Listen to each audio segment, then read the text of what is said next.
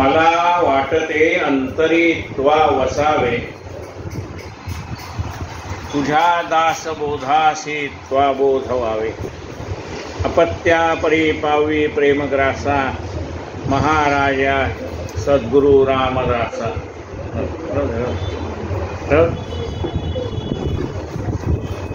महाराजया सद्गुरु रामदास.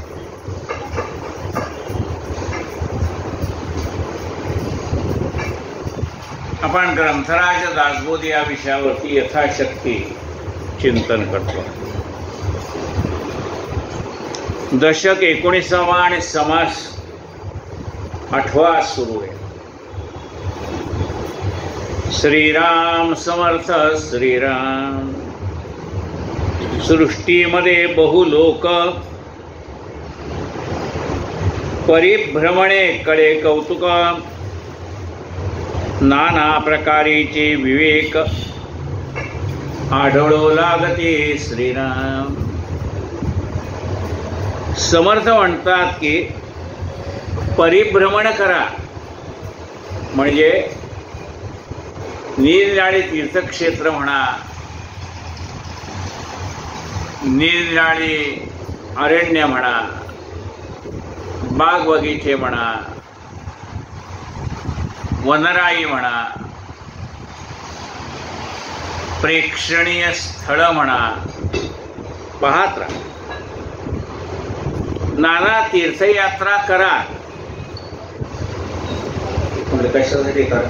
पैसे जास्त झाले तसं नाही.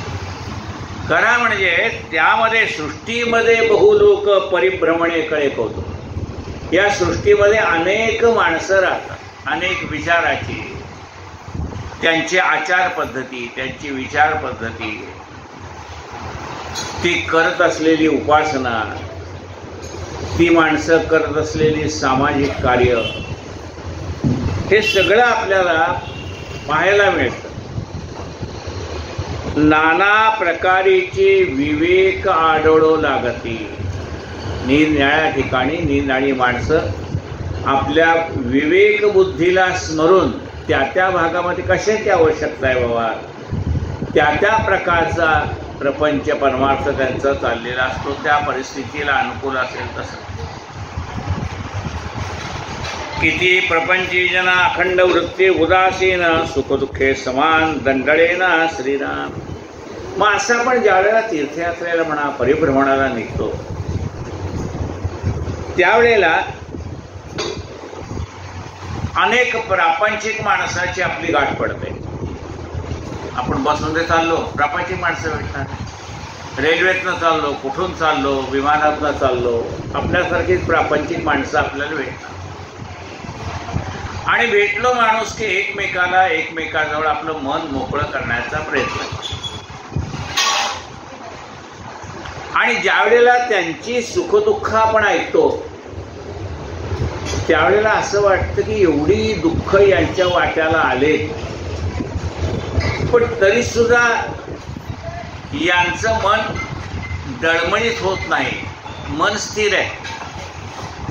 म्हणजे अनेक प्रकारची संकटे त्यांच्यावर आली, अनेक प्रकारच्या लोकांनी त्यांना विश्वासघात केला म्हणा, दगा दिला म्हणा, अमुक म्हणा, तमुक म्हणा. प्रत्येकाच्या वाट्याला वेगवेगळी दुःख आहे.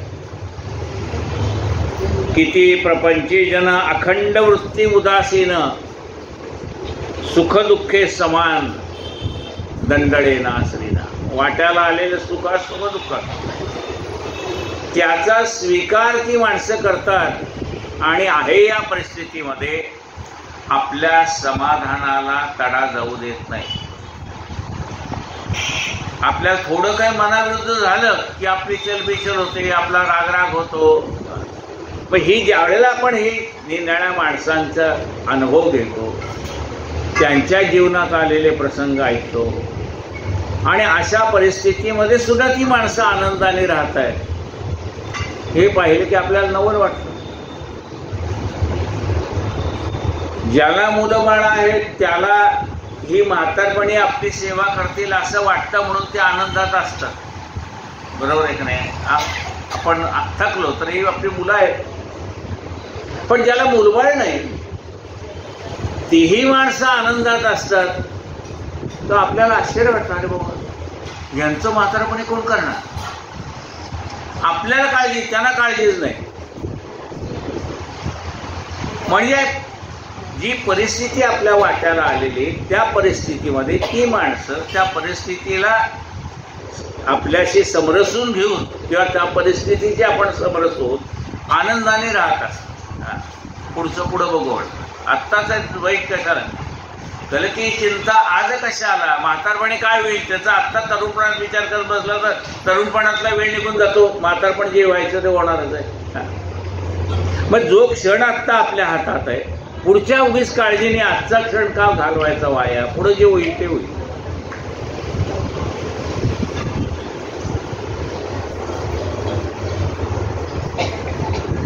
तुमच्याकडे तिकडे पारनाक्यावर पटवर्धनाजी होते, त्यांना मुलबाळ काहीच नव्हतं, पण त्यांची सेवा एका माणसाने एवढी केली की त्यांचे शेजारी म्हणायला लागले, अहो सख्खा मुलगा करणार नाही एवढं त्यांनी तुमचं केलं. म्हणजे जगामध्ये ज्याला मुलं बाळं नाही त्यांचं सुद्धा करणारा कोणीतरी परमात्माच आहे ना, दुसरं कोण आहे? म्हणजे परमेश्वर त्या, म्हणजे असं म्हटलंय आंधळ्या माणसाच्या गायी परमेश्वर राखतो. मग अशी वेगवेगळ्या स्वभावाची वेगवेगळ्या प्रकारची माणसं ज्यावेळेला आपण पाहतो, स्वभावेची नेमक बोलती, सहजची नेमक चालते, अपूर्व बोलण्याची स्थिती, सकळ आशिमाने श्रीराम. मग आता वेगवेगळ्या माणसाचे आपण स्वभाव पाहतोय ना. परिभ्रमण करतो म्हणजे काय, वेगवेगळी माणसं भेटणार आहे. कुठेतरी आपण धर्मशाळेत राहतो म्हणा, हॉटेलात राहतो, तिथेही माणसं भेटणार आहे. मग त्यांचे स्वभाव कसे आहेत? स्वभावेची नेमक, नित्य नेमाने वागणारी माणसं आहेत.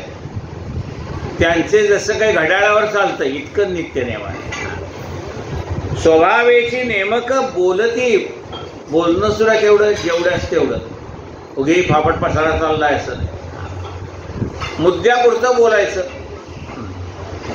स्वभावेची नेमक बोलती, सहजची नेमक चालती, अपूर्व बोलण्याची स्थिती, सकळ आशिमाने श्रीराम. त्यांचं बोलणं सुद्धा असं लागवी असतं की ऐकत राहावं असं वाटतं.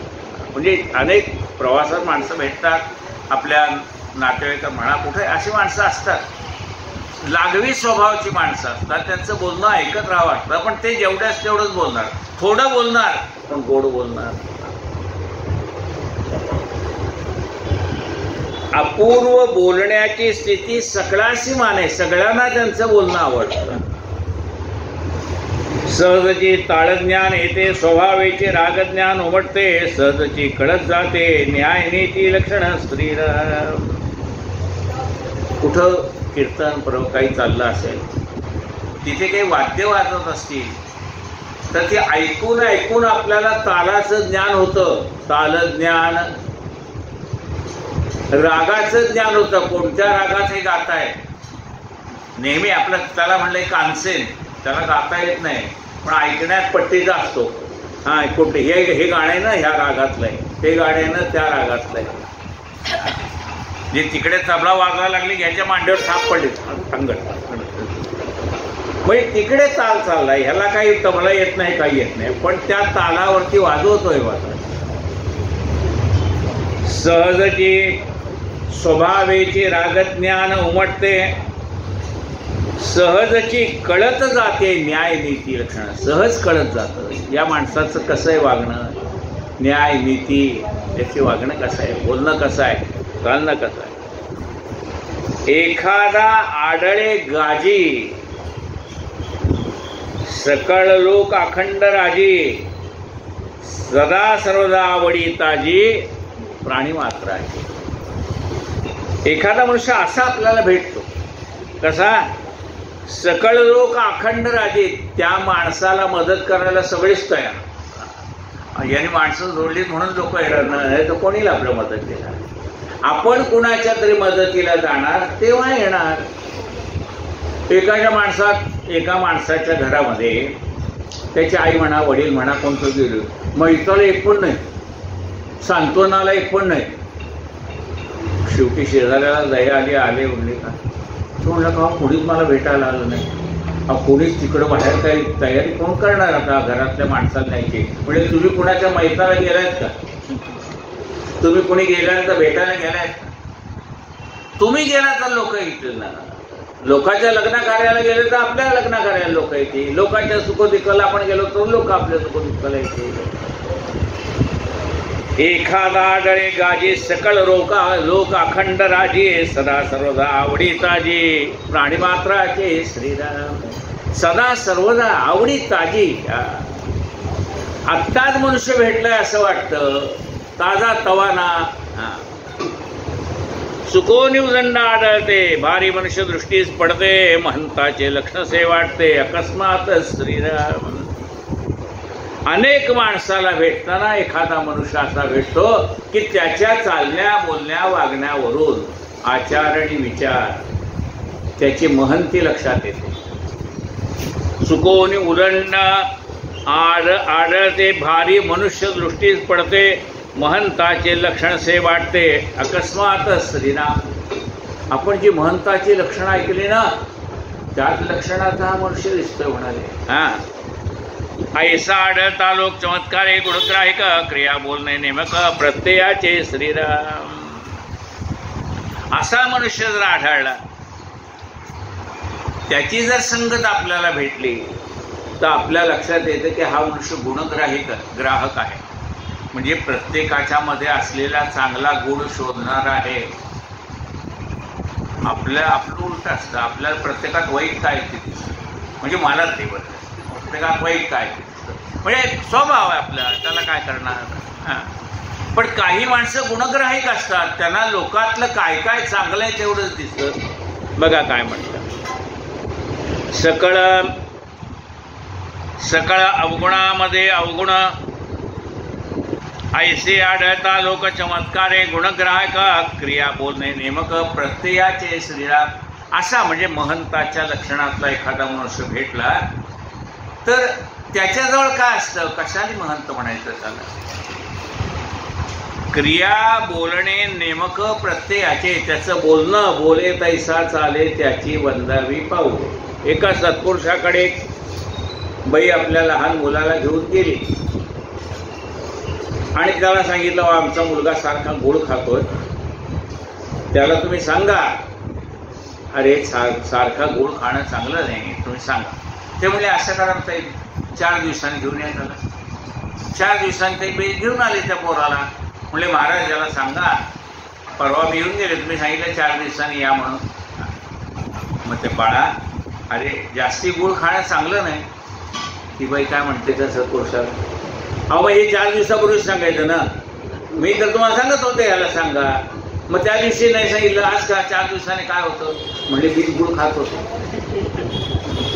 तुम्ही बोलल्यावर माझी चूक माझ्या लक्षात आली, ती चूक मी सुधारली आणि आता मला त्याला सांगायचा अधिकार प्राप्त झालेला आहे. काय म्हटलंय पण क्रिया बोलणे नेमक प्रत्ययाचे श्रीराम.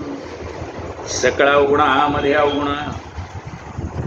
सगळ्यातला मोठा अवगुण कुठला, आपले अवगुणच गुण वाटायला लागतात.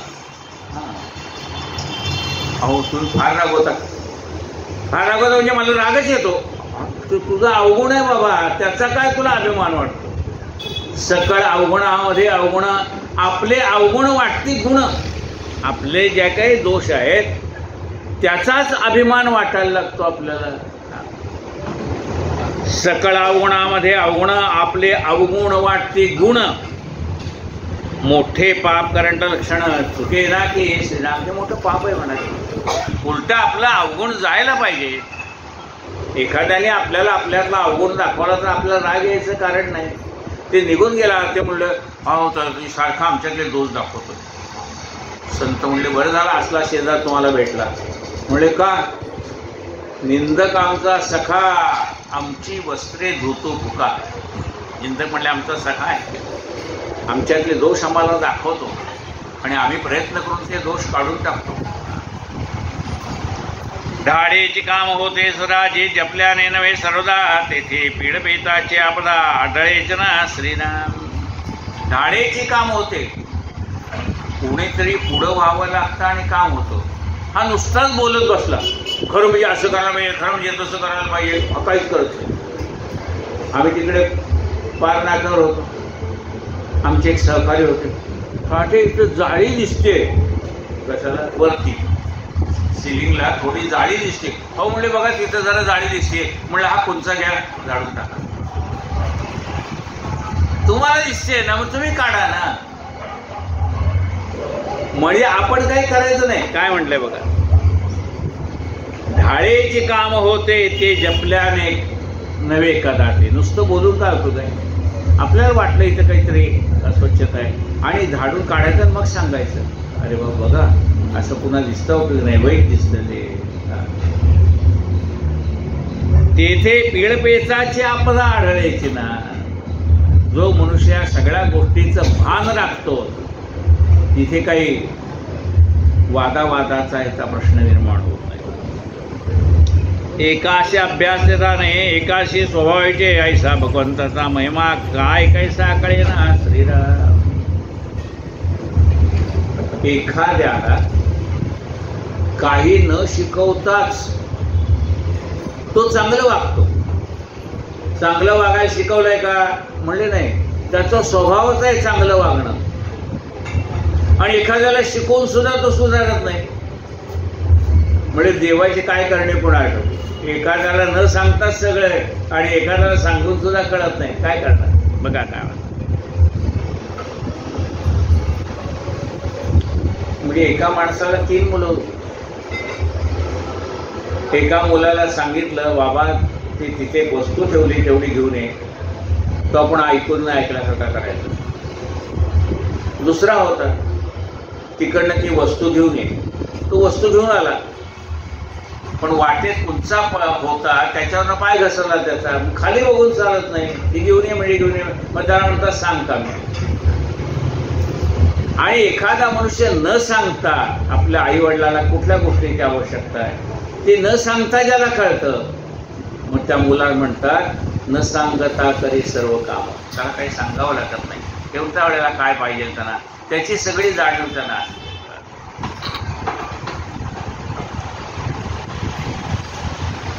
पूर्वीच्या काळी होतं आमच्या लहानपणी, आमचे आजोबा आंघोळीला चालले की लगेच ते गवताच्या अशा नेऱ्या करून घट्ट पिळून आमची आजी तिकडे नेऊन ठेवायची, टॉवेल नेऊन ठेवायची, गरम पाणी सगळं.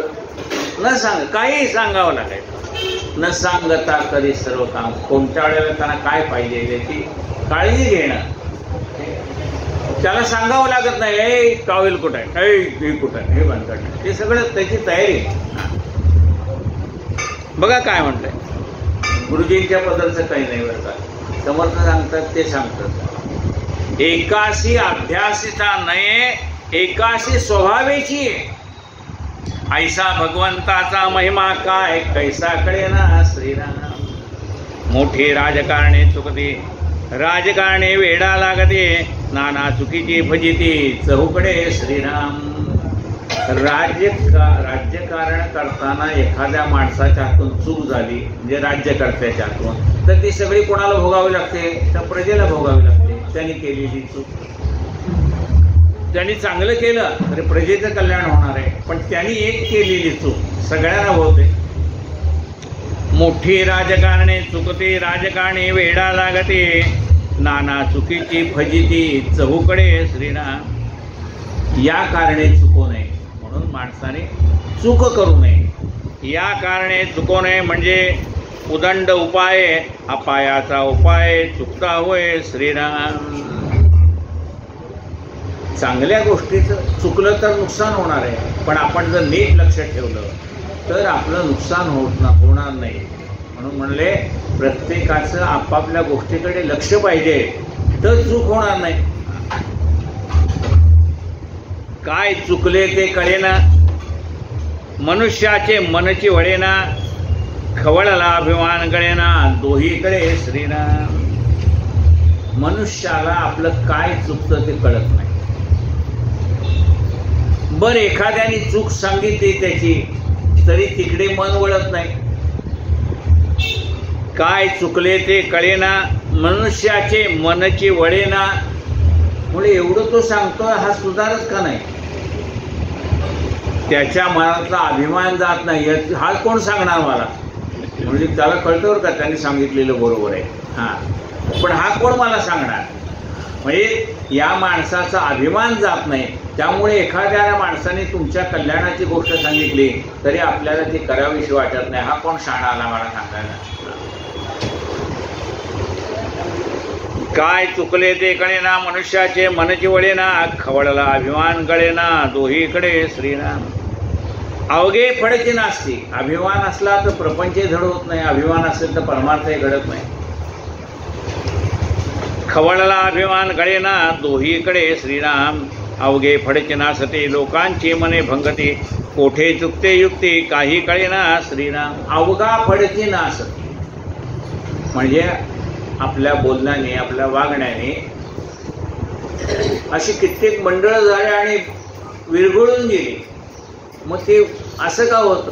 अवघा फडची नासती. सगळा फड नाही नाचतो, कारण का कुणी कुणाचं ऐकायचं नाही असं ठरवलेलं असतं. ऐकलं तर चालेल ना, पण ऐकायचं नाही असं ठरवलं, मग निरनिराळे झालेली सुद्धा त्याची विघटन होऊन जातं.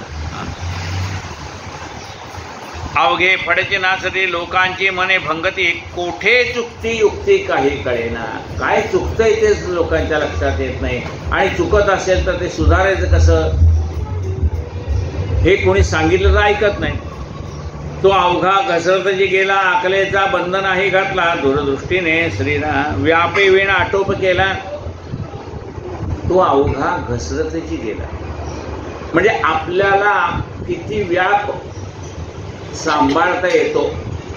एका माणसाचं एक दुकान होतं, ते दुकान तो व्यवस्थित चालवत होता, पण त्याला त्या धंद्यात चांगला पैसा मिळाला. त्याने आणखीन 4 दुकानं काढली, पण त्याचा व्याप सांभाळता येतो का? 4 दुकानावरती विश्वासू माणसं ठेवायला पाहिजे. माल आणताना तो व्यवस्थित आणला पाहिजे. एका दुकानाचं करताना ठीक आहे, मग असं म्हणलंय आपल्याला झेपेल एवढाच व्याप करावा त्यांनी सांगितलं. व्यापे वीण आटोप केला, तो अवघा घसरतेची गेला, अकलेचा बंध नाही घातला, दूरदृष्टीने श्रीराम. व्याप करायचा आहे म्हटलं तर त्याला आपल्याला अकलेचा बंध घालावा लागतो, म्हणजे हुशारीने, बुद्धीने करावं लागतं. एखादे मनुष्य ते शिळे, त्याचे करण्याचे बावळे, नाना विकल्पाचे जाळे, करून टाके श्रीराम.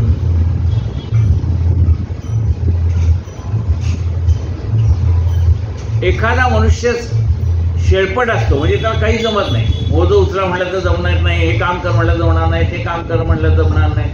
आपण काय म्हणतो, काय शेळपट म्हणतो.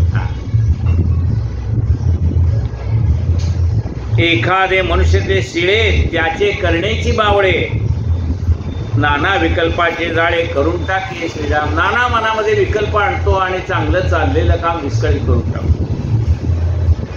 ते आपणा शोकले ना, दुसऱ्यास काहीच कळेना, नाना विकल्प कल्पना, ठाई ठाई श्रीराम. बरं, आपण घातलेला गोंधळ ह्यालाही कळत नाही, आणि दुसऱ्यांनी त्या गोंधळातला काही मार्ग काढावा कळतं त्यालाही कळत नाही, कारण एवढा गोंधळ त्यांनी घालून ठेवलेला असतो. सांभाळायचं कसं? त्या गुप्तकल्पना कोणास कळाव्या, कोणी येऊन टोभाव्या, ज्याच्या त्याने कराव्या बळकट बुद्धी श्रीराम. म्हणून ज्याच्या त्याने आपली बुद्धी बळकट करावी. आपल्याला व्याप करायचा आहे ना, काही उद्योग करायचा आहे, व्यवसाय करायचा आहे, तर मग आपली बुद्धी बळकट करायला पाहिजे, म्हणजे सारासार विचार आपला सिद्ध झाला पाहिजे. ज्याशी उपाधी आवडेना, त्याने उपाधी वाढवा येना, सावचित्त करुणी मना, समाधाने असावे श्रीराम. ज्याशी उपाधी आवरेना, त्याने उपाधी वाढवावेना. ज्याला आपली उपाधी आवरत नाही, साधं अंगावरचं उपरणं आवरत नाही, तर बाकीचं काय आवरणार?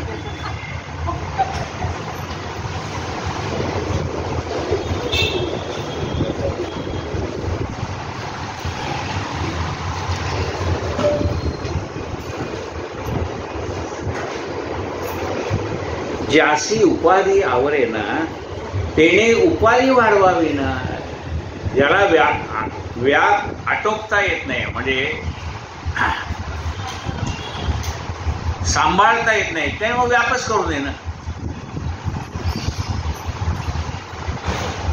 ज्यासी उपाधी आवरेना तेने उपाधी वाढवाविना, सावचित्त करून या मनात समाधाने असावे श्रीराम.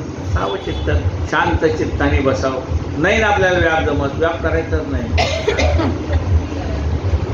धावो धावे उपाधी वेष्टी, आपण कष्टी लोकही कष्टी, हे कामाने गोष्टी कुसमुसेशी श्रीराम. उगी व्याप वाढवून ठेवला. धावो धावी, धावो धावी उपाधी वेष्टी, आपण कष्टी लोकही कष्टी. आपण एक कष्टी आणि दुसरे कष्टी होऊन जातात आणि मग कुसमुस व्हायला लागते, वादविवाद व्हायला लागतात, चिडचिड व्हायला लागते.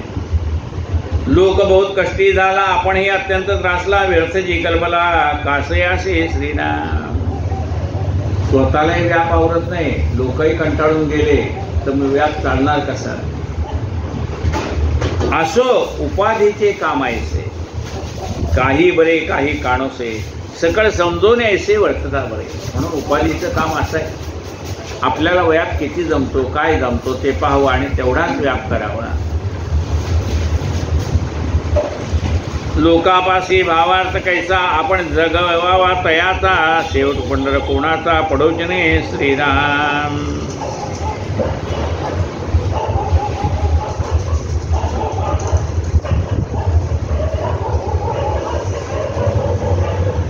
लोकापासी भावार्थ कैसा, म्हणजे ज्या ठिकाणी कीर्तनाला, प्रवचनाला, ह्याला नवीन नवीन माणसाला येतात, जे पहिली आहेत ना त्यांच्या मनात भाव जागृत आहे म्हणून तर ते येतात. आता नवीन नाही, त्यांच्या मनामध्ये अजून परमार्थाविषयी भाव निर्माण झाला नाही.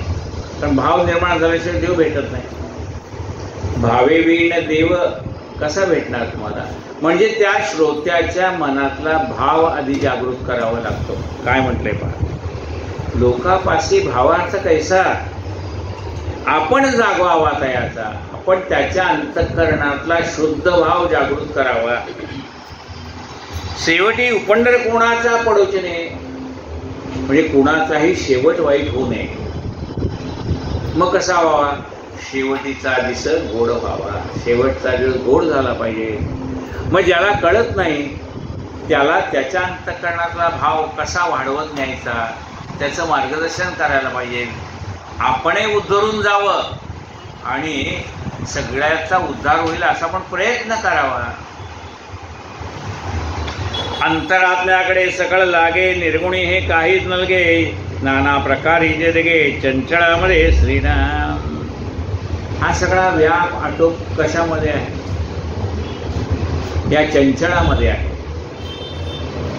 म्हणजे जो देहधारी आहे त्याला सगळा व्याप करणंच भाग आहे, प्रपंच करणं भाग आहे, परमार्थ करणं भाग आहे. पण हे सगळा व्याप आहे ते सगुणामध्ये आहे आणि निर्गुणामध्ये काहीच लागत नाही. आता सगुणाची जर पूजा करायची म्हटलं तर काय पाहिजे, म्हणजे हळद पाहिजे, कुंकू पाहिजे, गुलाल पाहिजे. आता आपण यादी सगळ्यांनी वाचलीच, सत्याची पूजा यादी द्या गुरुजी दिली, हरताळकी पूजा कराय द्या. म्हणजे जर कुठल्याही देवाची पूजा करायची म्हणते तर ही एवढी मोठी यादी. म्हणजे सगुणाला हे सगळंच लागतंय ना, निर्गुणाला काय लागतंय, म्हणजे मानस पूजेला काही लागतंय का, मानस पूजेला काहीच लागत नाही. पण सगुणाची पूजा करायची म्हटलं तर सगळंच लागतंय. म्हणजे या चंचल जगामध्ये या सगळ्या गोष्टीची आवश्यकता आहे. अंतरात्म्याचा शोध घेताना यातलं बाहेरचं काही लागत नाही, त्याला आतलंच लागतं. बाहेरच्या एकाही वस्तूची आवश्यकता नाही अंतरात्म्याची उपासना करताना. बाकी सगुणाची उपासना करताना सगळंच लागणार आहे. म्हणजे चंचळामध्ये सगळं धावपळ आहे, निर्गुणामध्ये काही धावपळ नाही. उलट उगारा हे निवांत क्षीणसेवाया, बाकी सगळे धावपळच आहे, निवांतपणा तिथे आहे. अंतरात्म्याचा शोध घेताना निवांतपणा आहे. अंतरात्म्याकडे सकळ लागे, निर्गुणी हे काहीच नलगे, नाना प्रकारी जे लगे चंचळामध्ये श्रीराम. शुद्ध विश्रांतीचे स्थळ ते एक निर्मळ निश्चळ, तेथे विकाराचे सकळ निर्विकार होते श्रीराम. शुद्ध विश्रांतीचे स्थळ ते एक निर्मळ निश्चळ. विश्रांती घ्यायची आहे ती कुठं आहे? भगवंताची उपासना आहे, निर्गुण निराकार भगवंताची उपासना करायची. तिथं बाकी कुठल्याही गोष्टीची आवश्यकता नाही आहे. शुद्ध विश्रांतीचे स्थळ ते एक निर्मळ निश्चळ. तिथं काय पाहिजे? देवाला फक्त तुमचं निर्मळ मन पाहिजे. देवाला आपला देह किती शुद्ध आहे काय करायचं? ही देहाची शुद्धी आपल्याला बरं वाटावं म्हणून आहे, शेजारी बसणाऱ्याला बरं वाटावं म्हणून आहे. आपण सगळं चांगलं दिसणं कोणासाठी? आपल्याला बरं वाटावं म्हणून. आरशात बघायचं कसं दिसतोय, आपल्याला बरं वाटावं म्हणून. आणि शेजाऱ्या पाजाऱ्याला सुद्धा बरं वाटावं. स्प्रे बी मारला की शेजाऱ्यालाही बरं वाटतं जरा कुठं बसलं. मग हे आपल्याला बरं वाटावं म्हणून आणि बाकीच्यांना बरं वाटावं म्हणून आपण आलेल्या पाहुण्याला अत्तर लावतो का नाही? आपल्यालाही बरं वाटावं, त्याही माणसाला बरं वाटावं म्हणून आहे. शुद्ध विश्रांतीचे स्थळ ते एक निर्मळ निश्चळ. तिथं बाकी काही लागत नाही. बाकी व्यवहारात या सगळ्या गोष्टी लागतात, पण निर्मळ निश्चळ मनामध्ये काय पाहिजे? काहीच नाही. मन निर्मळ झालं पाहिजे. गंगा जैसी निर्मळ तैसे जयाचे मन. गंगा जशी निर्मळ आहे तसं ज्याचं मन आहे त्याचे गळा माळ असो नये. त्याच्या गळ्यामध्ये माळ असली काय नसली काय असो नाही, म्हणजे घालू नये असं नाही. पण ज्याचं मन निर्मळ आहे त्या माणसाच्या गळ्यात एखादी माळ नसली, अहो त्या माणसाच्या गळ्यात माळच नाही पण मन निर्मळ आहे का नाही? भगवंत काय पाहतो? तुमच्या गळ्यातली माळ पाहतो का तुमचं मन निर्मळ आहे त्याला पाहतो? ज्याचं मन निर्मळ आहे त्याच्यासाठी जातो. सावता माळ्यासाठी तिकडे गेला, अरणला गेला. म्हणजे भगवंत हा भावाचा भुकेला आहे. तो पाहतो फक्त काय पाहतो? आपला भाव शुद्ध आहे का नाही, आपलं मन निर्मळ आहे का नाही, त्याच्यासाठी धावत जातो तो. न लगती सायास जावे वनांतरा, सुखे येतो घरा नारायण. पण कधी निर्मळ मन झालं की शुद्ध विश्रांतीचे स्थळ ते एक निर्मळ निश्चळ, तेथे विकाराचे सकळ निर्विकार होते श्रीराम. असं ज्या वेळेला आपण शांत चित्ताने भगवंताचं मनामध्ये ध्यान करतो त्यावेळेला मनातले सगळे विकार नाहीसे होऊन जातात. मग विकार नाहीसे झाले काय? एखाद्याच्या मनातले विकार नाहीसे झाले म्हणजे काय झालं?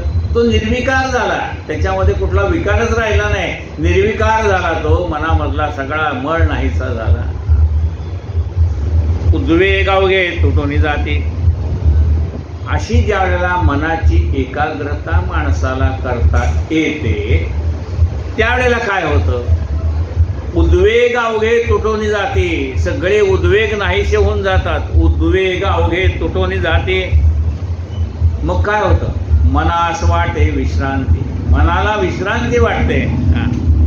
ऐशी दुर्लभ परब्रह्मस्थिती विवेके सांभाळावी. अशी जर स्थिती आपल्याला प्राप्त झाली असली तर विवेकाने ती स्थिती सांभाळून ठेवावी. पुन्हा वरच्या पायरीवर चढलाय तर गडगडत खाली यायचं नाही. एकदा ती स्थिती आपल्याला प्राप्त झाली तर ती आपल्याला विचारपूर्वक सांभाळता आली पाहिजे. आपणास उपाधी मुळीच नाही, ऋणांमध्ये मिळाले सर्वही, आल्या गेल्याची स्थिती नाही, ऐसे झाले पाहिजे श्रीराम. आपण ही सगळी उपाधी मांडली. हे माझे आई वडील आहेत, हे माझी बहीण भाऊ आहेत, हे माझे नातवंड आहेत, हे माझे, ही सगळी उपाधी वाढवली आहे. कशा आहे बघा?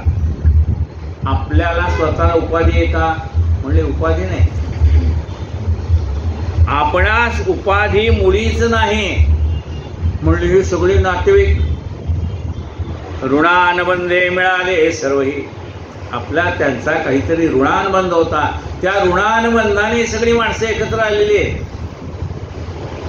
आपले जेवढे नातेवाईक आहेत ना, नातेवाईक म्हणा, मित्रमंडळी म्हणा, सगळे कोण आहेत? हे ऋणानुबंधाने आपण सगळे एकत्र आलोय. काहीतरी गेल्या जन्मातला थोडंसं ऋणानुबंध आपला आहे. त्या ऋणानुबंधाने आपण सगळे एकत्र आलं. म्हणजे असं काय एखादं गाणं आहे का ऋणानुबंधावर? आहे. ऋणानुबंधाच्या इथून पडल्या गाठी. सगळे जे आपण आहोत ऋणानुबंधाने एकमेकाशी जोडलेले. ऋणानुबंधे मिळाले सर्वही. मग म्हणले सगळे कायम एकत्र राहणार का? म्हणले नाही. दोन ओंडक्याची होते सागरात भेट, एक लाट तोडी दोघा पुन्हा नाही गाठ. क्षणिक तेवी आहे बाळा मेळ माणसा. म्हणजे कसं आहे, ऋणानुबंधे मिळाले सर्वही, त्यांचा आपला ऋणानुबंध जोपर्यंत आहे तोपर्यंत आपण एकत्र राहू. त्यांचा आपला ऋणानुबंध संपला, कुणी आधी कुणी नंतर, प्रत्येकाला रिटर्न तिकीट दिलेलं आहे, फक्त आपल्याला त्याच्यावरती तारीख वाचता येत नाही, एवढंच काय. ऋणानुबंधे मिळाले सर्वही, आल्या गेल्याची क्षिती नाही ऐसे झाले पाहिजे.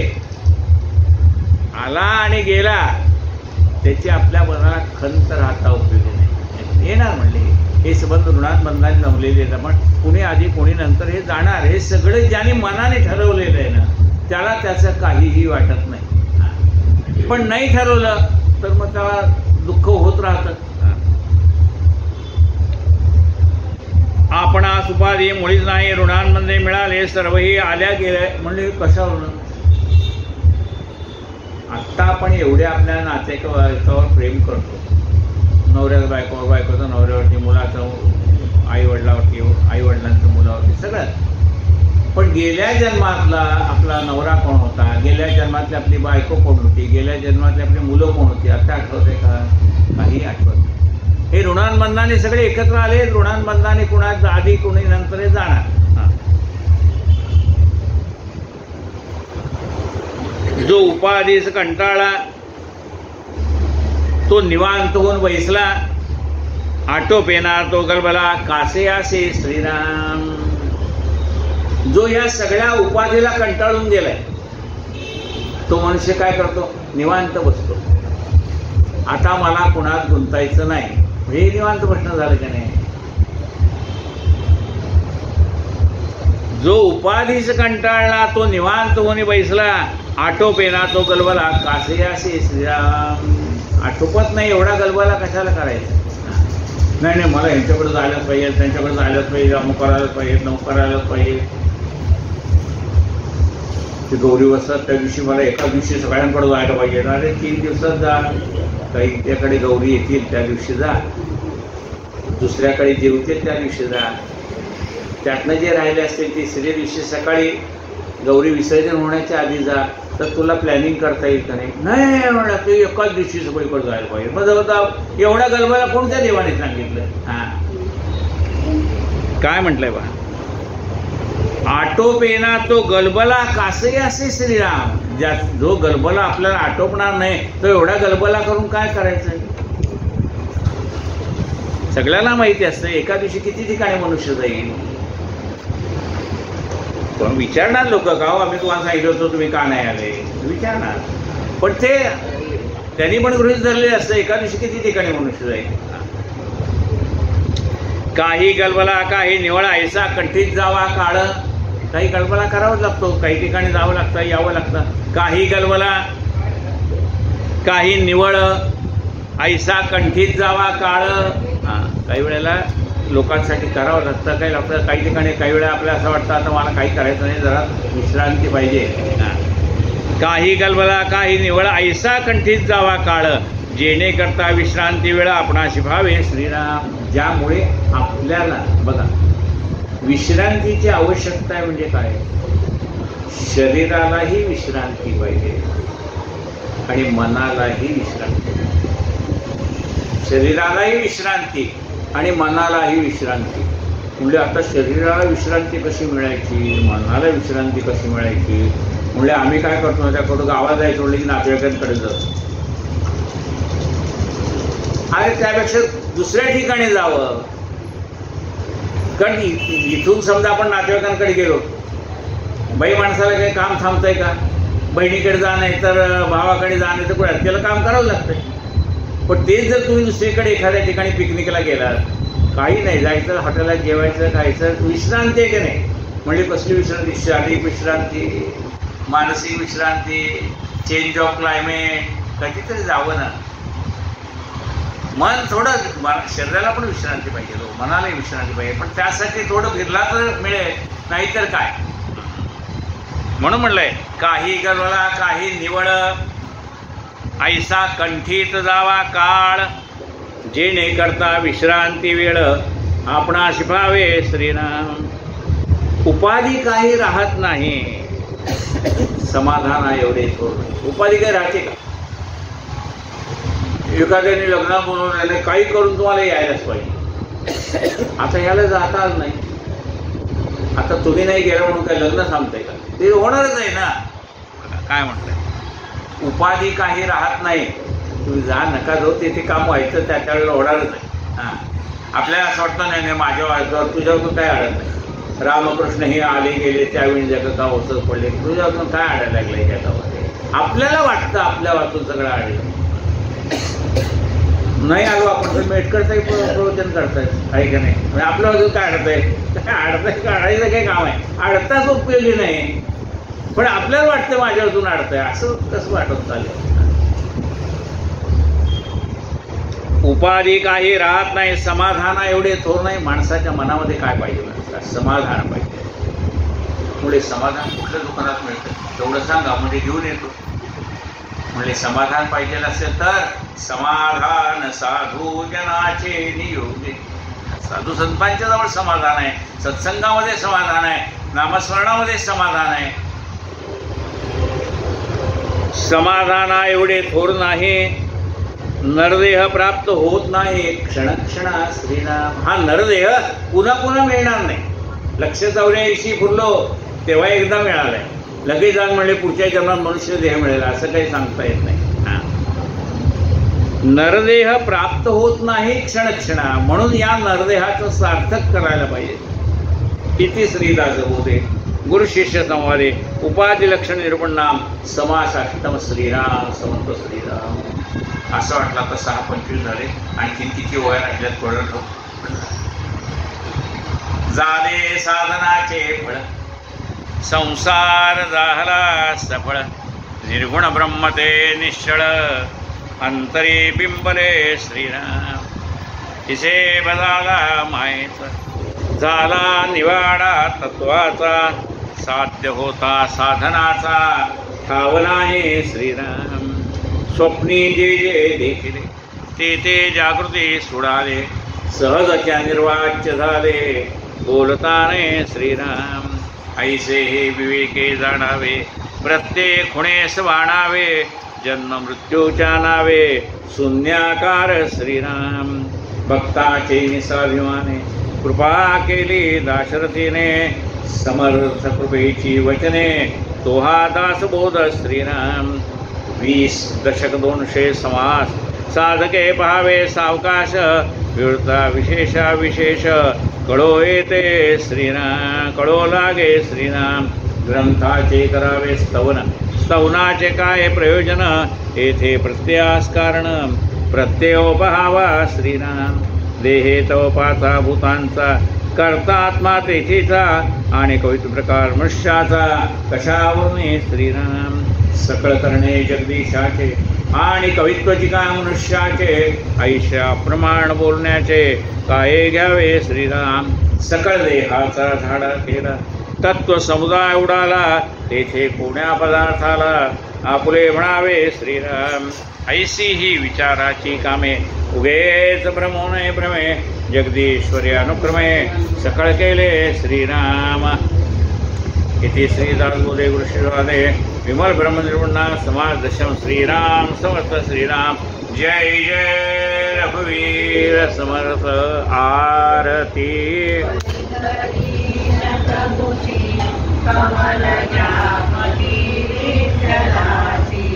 ठेविले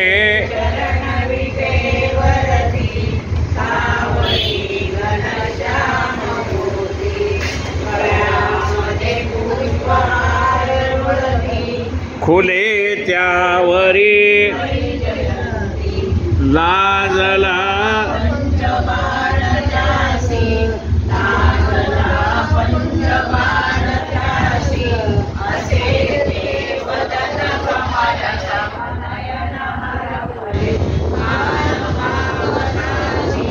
उभी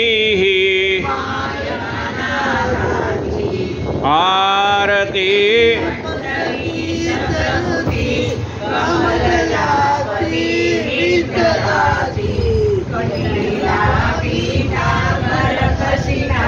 कस्तुरी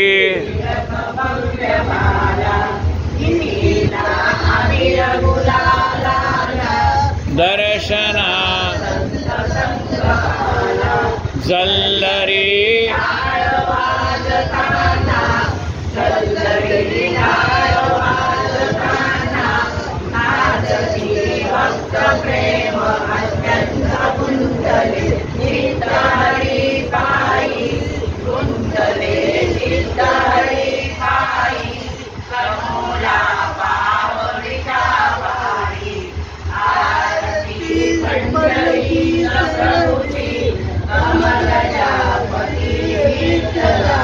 सद्गुरु गजानन महाराज की जय। पुंडलीक वरदा